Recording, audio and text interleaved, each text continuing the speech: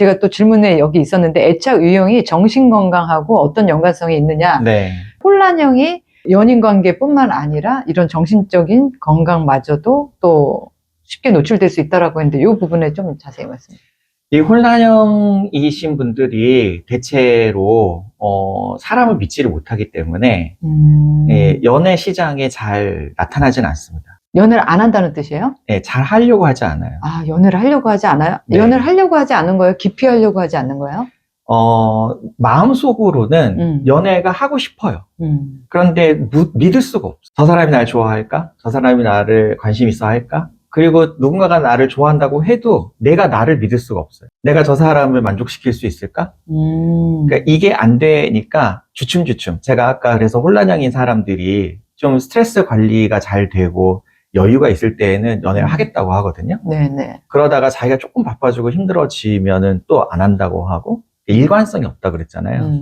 그리고 사람이 일관성 있고 안정적이어야 장기간 관계가 되는데 혼란형인 사람들은 이게 잘 안 돼요. 일관성도 없고 장기간 연애가 안 되니까 그래서 사실 이런 사람들이 커플이 되기도 쉽진 않지만 커플이 돼도 이게 유지가 잘 안 되고 마음이 왔다 갔다 하면서 금방 깨지기가 쉽죠. 그러니까 만약에 이 방송을 보고 있는 사람이 나는 혼란형인 것 같다라는 생각이 들면 우리가 이제 전문가들이 치료하는 방법들을 잘 만들어 놓고 연구해 놓고 효과적인 치료법들을 가지고 있어요. 아, 치료할 수 있어요? 네, 가능한 있어요. 거예요? 네, 그런데 쉽게 되지 않아요. 3, 4년 정도 시간이 걸리고 꾸준히 치료를 받으면 아주 건강하게 살 수 있어요. 근데 여기에서 항상 제일 큰 문제는 뭐냐면 본인 스스로가 내가 이렇게 애착에 문제가 있고 불안하고 내가 혼란형이구나, 내가 누구도 믿지 못하는구나, 이거를 인식을 잘 못해요. 아, 본인은 그걸 몰라요? 내가 문제가 있다는 것을 인식을 잘 못하고 자기가 문제라고 생각을 잘 안 해요. 그런 사람을 연인 상대로 엮이면 굉장히 불행해집니다. 한 분은 네. 되게 불행해지겠네요. 왜냐면 그 사람의 이 정신 상태에 따라서 네. 나도 안정됐다, 불안했다, 안정됐다, 불안해졌다, 그렇죠. 이렇게 될 것 같아요. 그렇죠. 그리고 항상 두렵고 긴장되고 언제 이 관계가 끝날지 모르겠다는 그 정서도 굉장히 불안정하기 때문에 분노를 부적절하게 표현을 많이 하거든요. 아, 그래요? 네. 그러니까 예측 못하는 상황에서 화를 낼 때도 있기 때문에 굉장히 힘들어요. 그런데 이런 혼란형인 사람하고 또 잘 엮이는 분들이 있는데 네. 이게 불안 몰입형의 여자분들이 이런 혼란형 남자랑은 또 잘 엮입니다. 아, 그래요? 네, 이렇게 회피형인 여자랑 불안 몰입형인 남자가 잘 엮인다면 불안 몰입형의 여자랑 혼란형의 남자가 또 잘 엮입니다. 이 사람이 나쁜 남자거든요. 나쁜 남자. 네. 네. 그쵸. 나쁜 남자들이 되게 매력적이거든요. 그쵸. 네.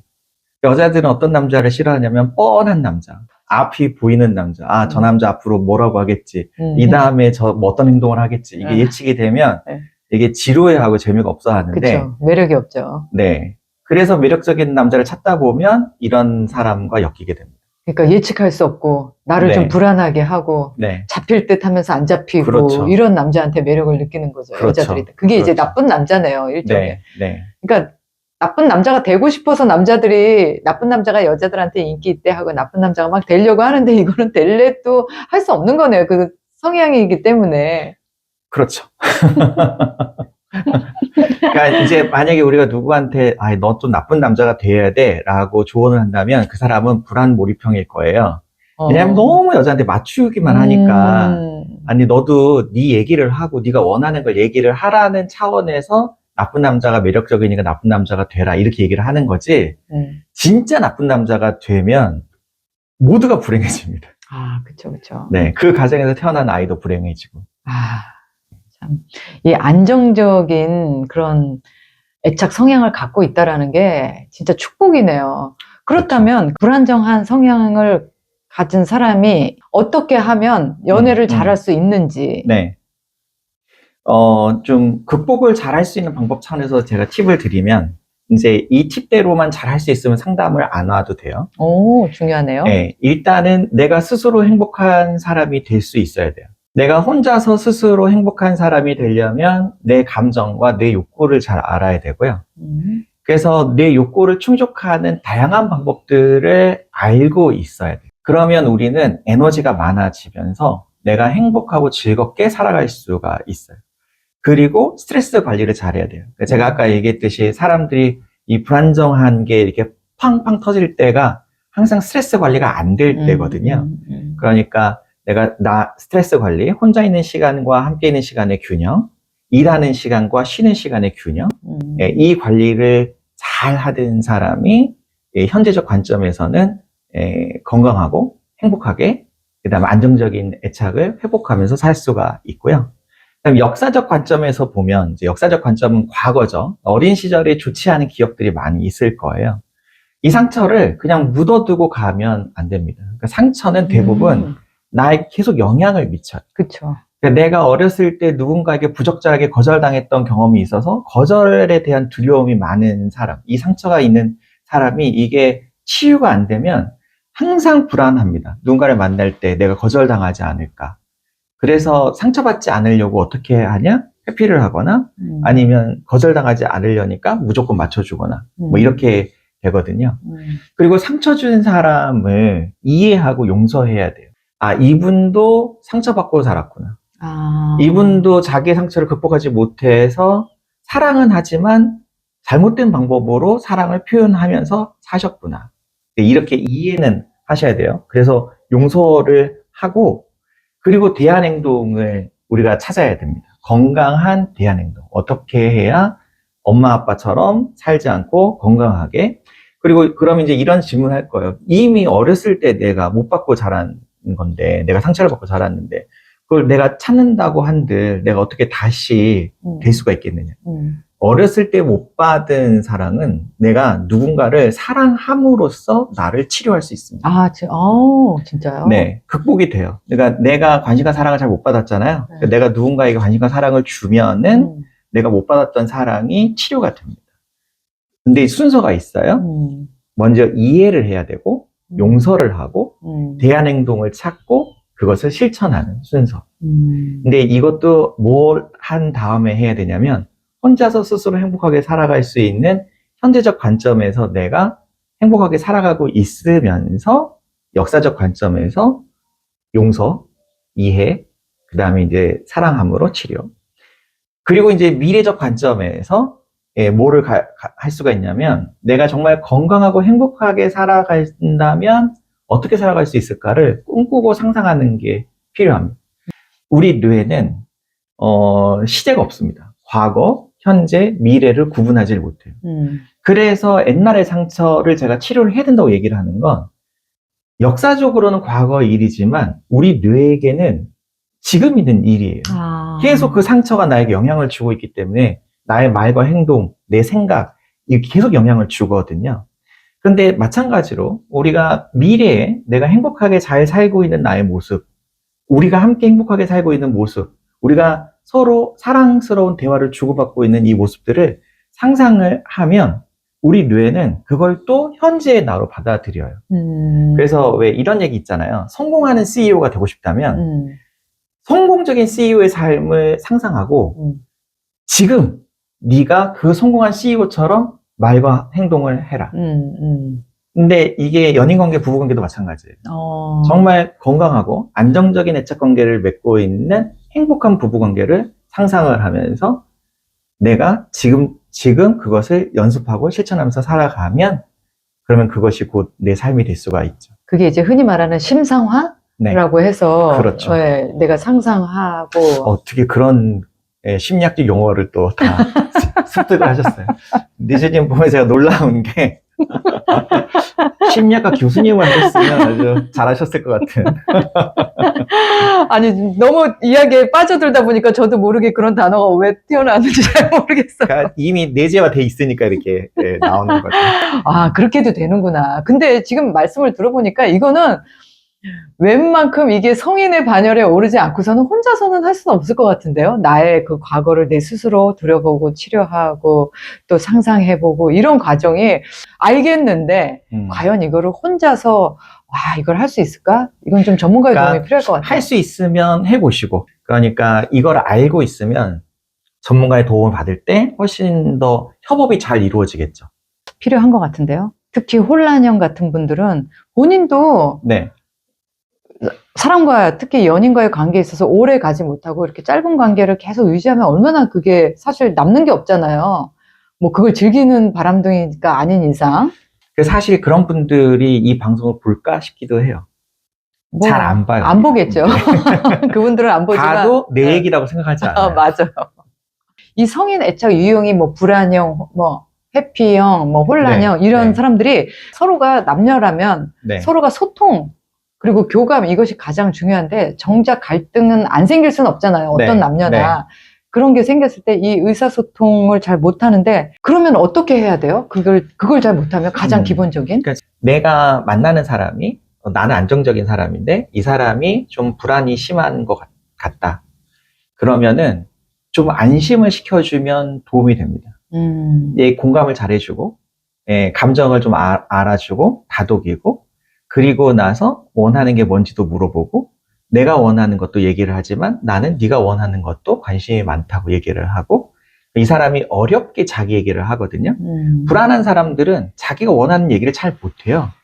그런데 격려해주고, 그런 얘기를 할 때 칭찬해주고, 이렇게 의사소통을 하시면 도움이 좀 많이 돼요. 그러니까 한 사람이 불안형이고 한 사람이 안정형일 때는 그 다음에 회피적인 사람들은 아까 제가 얘기한 것처럼 감정 표현 잘 안 하고 자꾸 넘어간다고 했잖아요. 왜냐하면 안정적인 사람들은 회피형하고는 잘 안 되긴 하거든요. 왜냐하면 내가 이렇게 다가가서 얘기를 하면 손을 긋고 이렇게 피하니까 잘 안 되긴 하는데 혹시라도 됐다고 하면은 그러면은 무슨 얘기를 많이 해줘야 되냐면 내가 너를 비난하려고 이 얘기를 하는 거는 아니다. 근데 이제 너가 내 감정을 공감해주고 이해해주면 내가 되게 행복할 것 같다. 그러면 좋을 것 같다. 그러니까 이렇게 상대방이 계속 두려워하는 건 갈등이 생기는 상황을 두려워하고 그걸 피하고 싶거든요. 이 회피형인 사람들은. 그러니까 이게 이제 불편하고 지금 복잡하고 어렵고 막 이런 상황이 아니라 이건 그냥 편안하게 그냥 우리가 그냥 얘기하는 거야 뭐 이런 식으로 네. 안심을 시켜줘야 되는 거예요. 네. 그리고 나는 네가 내 감정을 살피고 알아줄 때 네가 사랑받는다고 느낀다. 그 말 좋다. 그러니까 이런 표현을 해주면 좋겠다. 이런 식으로 이렇게 얘기를 하시면 좋아요. 살살 달래서. 그렇죠. 네, 뭐 회피적인 사람이든 불안한 사람이든 어쨌든 이 사람들이 불편해하고 힘들어하는 것들이 있잖아요. 근데 그거를 내가 미리 그거를 알아주고, 그거를 달래면 사실 사람들이, 그러니까 애착이 안정적인 애착으로 바뀌는 과정이거든요, 이런 게. 인내심이 필요하네요. 그렇죠. 바뀔 수 있을지는 모르겠지만 어쨌든 안정형의 적극적인 그 인내심과 이해가 필요하네요. 근데 안정적인 애착을 맺고 있는 사람들은 사실 이게 고통스럽거나 힘든 건 아니에요. 아, 그래요? 네. 저는 아닌가 봐요, 그러면. 왜냐하면 안정적인 애착을 맺고 있는 사람들은 나에 대한 신뢰가 있고 상대에 대한 신뢰가 있어서 이게 뭔가가 잘 안 되는 것 같다고 생각이 들 때에는 내가 좀 더 노력하면 내가 조금 더 손을 내밀면 결국에는 잘 될 거야 라는 믿음이 있거든요. 네. 그래서 안정적인 사람들은 계속 시도를 합니다. 전 안정적인 것 같아요, 다시. 그래서 안정적인 사람을 만나면 좋아요. 그러면 이제 약간 불안정했던 사람도 점점 안정을 찾게 되고 약간 회피적이었던 사람들도 점점 안정감을 갖게 되죠. 네, 그러면 안정형과 혼란형이 만났을 때는 혼란형을 어떻게 안정형 사람으로 이렇게 유도할 수 있을까요? 일단 안정적인 사람은 혼란형인 사람은 절대 만나지 않습니다. 아, 견딜 수 없는 거예요? 이제 안정형인 사람들이 추구하는 인간관계 의사소통의 방식이라는 건 항상 상호 간의 욕구가 충족이 되는 방식이거든요. 근데 혼란형인 사람들은 자기가 원하는 것만 하고 싶지 상대가 원하는 건 하고 싶어 하지 않아요. 그리고 우리가 안정적인 사람들은 주거니 받거니를 한다면 이번에 네가 원하는 걸 했으면 다음번엔 내가 원하는 걸 할 것이라는 것을 기대를 하고 그걸 믿기 때문에 상대가 원하는 걸 먼저 해줄 수가 있거든요. 그런데 혼란형인 사람들은 상대를 믿지 못하기 때문에 지금 내가 원하는 걸 하지 않으면 다음이라는 건 없다고 생각을 해요. 와, 최악이네요. 그래서 안정형인 사람들은 한두 번 겪어보고, 이 사람은 자기 원하는 것만 하는구나, 상호 유익한 관계가 생기지 않는구나 하는 것을 알면 그냥 끊습니다, 관계를. 안정형인 사람이 언제나 항상 좋은 사람이어서 모든 사람과 하하호호하면서 잘 지내는 건 아니에요. 자기가 생각할 때 건강한 범위를 벗어났다고 생각을 하면 저 사람과는 관계를 맺지 않겠다라고 하기 때문에 안정형이 혼란형을 만나는 경우는 없습니다. 그래서 누구만 남게 되냐? 불안 몰입형인 사람만 남게 됩니다. 남게 된다는. 아까 나쁜 남자에게 매력을 느끼고 그 관계에 계속 머물게 되는. 그러니까 혼란형과 불안 몰입형의 사람은 둘이 네. 이제 서로 매력을 느끼면서 네. 연인 관계가 지속이 네. 된다는 말씀이시죠? 네. 와, 진짜 참 재밌네요. 근데 그러니까 연인 간의 갈등, 그리고 갈등의 해결 방법, 그리고 서로 의사소통 문제, 이런 가장 기초적인 것이 이 각자 개인이 갖고 있는 이런 성인 애착 유형에 따라서 롱런을 할 수도 있고, 또 빨리 단기적인 관계로 끝날 수도 있고, 큰 영향을 미친다라는 것 자체를 아는 것만으로도 굉장히 도움이 될 것 같아요. 따로 네. 말씀해 주실 게 있으시면은 한번 더 이야기해 주세요. 저는, 이런 어떤 유형을 분석하거나 심리적인 평가를 하는 것에 대해서 제가 그닥 긍정적이진 않아요. 근데 아마 아실 거예요. 리즈님하고 저랑 여러 차례 얘기하고 제가 뭐 MBTI 궁합이나 뭐 이런 것도 예전에 얘기도 했었고, 제가 이거를 그닥 긍정적이지 않게 보는 이유가 뭐냐면 우리는 언제든지 발전하고 성장할 수 있거든요. 네. 건강해질 수 있어요. 그러니까 애착 유형도 내가 혼란 유형이라도 내가 혼란 유형이구나, 내가 애착 형성이 잘 안 됐구나 하는 거를 자각을 하고 내가 이걸 고치겠다고 마음 먹고 노력하기만 하면 누구든지 건강해질 수 있거든요. 근데 이제 제가 걱정하는 거는 나는 안 돼. 저 사람은 안 돼. 이렇게 포기를 할까봐 걱정이 돼요. 참 남녀 관계가 쉽지 않네요.